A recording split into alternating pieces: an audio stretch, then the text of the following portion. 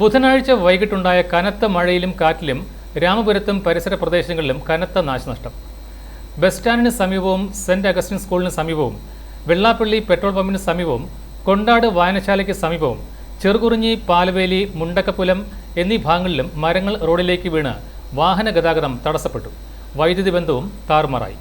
രാമപുരം കൂത്താട്ടുകുളം റോഡിൽ ഗതാഗതം മണിക്കൂറുകളോളം തടസ്സപ്പെട്ടു. നിരവധി വീടുകളുടെ മുകളിലേക്ക് മരങ്ങൾ വീണ നാശനഷ്ടങ്ങളും ഉണ്ടായിരുന്നു. നിരവധി ആളുകളുടെ റബ്ബർ ഉൾപ്പെടെയുള്ള കൃഷികളും നശിച്ചു. പാലാ കൂത്താട്ടുകുളം ഫയർഫോഴ്സ് യൂണിറ്റുകളും KSEB ഉദ്യോഗസ്ഥരും SHO ദീപക് കെയുടെ നേതൃത്വത്തിൽ ഉള്ള പോലീസ് സംഘവും village officer Rincy Cyriac, Ramapuram panchayat president KK Shantharam, panchayat member Baiju John പുതിയടത്തുചാലിൽ, DCC vice president Biju Punathanam എന്നിവരുടെ നേതൃത്വത്തിൽ നാട്ടുകാരും രക്ഷാപ്രവർത്തനം നടത്തി. പഴമലത്തടത്തിൽ മനോജിന്റെ വീടിന് മുകളിലേക്ക് പുളിമരം കടപുഴകി വീണു. വീട് ഭാഗികമായി തകർന്നു.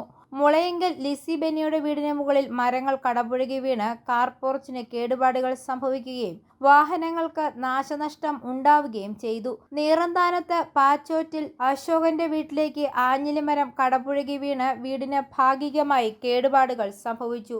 പാലവേലി, കളപ്പുരയ്ക്കൽ, മാലിയാലിൽ രഘുനാഥന്റെ കാറിന് മുകളിൽ മരം ഒടിഞ്ഞു വീണു. ശൂലംകുളത്ത് രാമകൃഷ്ണന്റെ വീട്ടിലേക്ക് പുളിമരം വീണു. അമ്പലം ജംഗ്ഷനിൽ തറപ്പേൽ PT രാധാകൃഷ്ണന്റെ വീടിന്റെയും രാഗത്തിൽ ബാലമുരളിയുടെ വീട്ടിലേക്കും, തൈപ്പറമ്പ് പ്രദേശത്ത് മുണ്ടപ്പള്ളിൽ അശോകന്റെ വീട്ടിലേക്കും, കൊണ്ടാട ഇല്ലിക്കൽ ഷാജിയുടെ വീടിന്റെ ഗേറ്റിന് മുകളിലേക്കും മരം വീണു. തൈപ്പറമ്പ് ഭാഗത്ത് മണിയമ്പാറ ഡെയ്സി രാജു, ജോൺസൺ എന്നിവയുടെ വീടിന് മുകളിലെ ഷീറ്റ് കാറ്റത്ത് പറന്നുപോയി.